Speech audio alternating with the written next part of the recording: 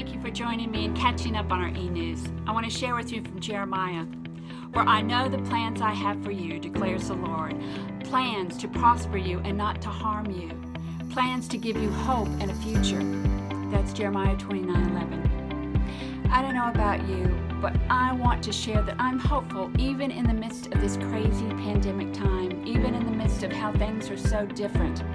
This week alone on the news, hearing that there are two possibilities of COVID vaccines, and that as they are being tested, that the possibilities of those will be offered and how they will be handed out. And then in our own local community, Kim Yang, the first woman general manager of a professional baseball team. I just thought, yay, God.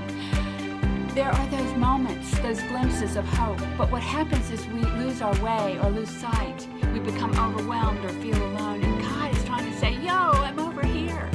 I will not harm you. Plans to give you hope and a future. We've got to stay centered and remember that.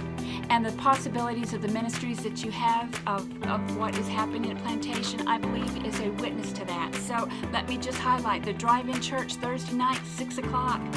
It may be dark, but the light of Christ will be shining, so come on out.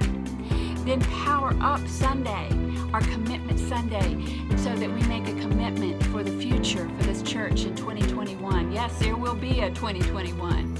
And that we'll make our pledges and our tithes, our offerings, so that we might know how the kingdom will be built and how God will use us. So come to worship, but make reservations. Or you may do a drive-through and drop your pledge off. Or that you may mail it in or drop it off in our drop box.